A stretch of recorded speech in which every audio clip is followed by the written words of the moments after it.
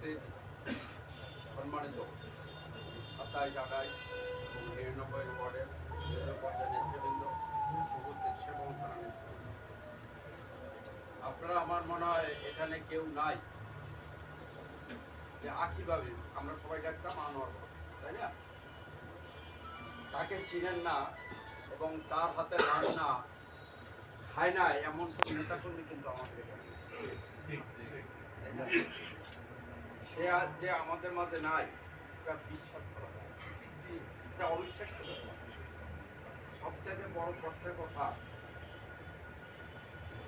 এত কষ্ট করছে, এত পুলিশ র্যাব আর্মি তার বাসায় গেছে, এই ভদ্রমালী একা একা সব শেষ করছে। যখন আমাদের সুখের দিন আসলো সেই দিনটা সে থেকে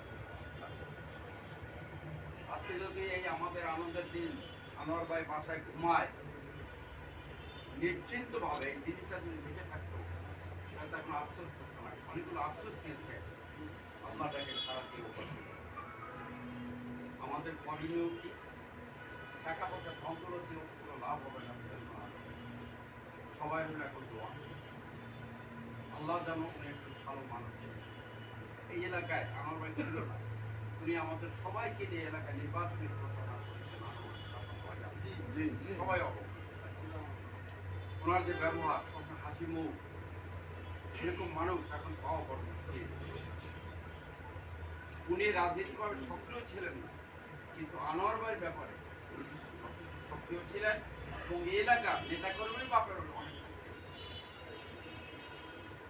নির্বাচন করতে গিয়ে আনোয়ার ভাই ওখানে আমাদের ষড়যন্ত্রকে অ্যারেস্ট, আমাদের নেত্রী মামাই ভাবি দৌড়ে গেল পুলিশের কাছে, তখন দরবার জলিল এবং তোফাজ্জেল, এই দুইজন দরগা আমাদের ছিল।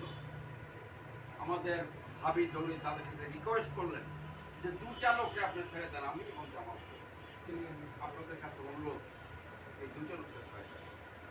সেই কথা ভাবতেও এখন খুব কষ্ট লাগে। উনি আমাদের জন্য অনেক কিছু করেছেন।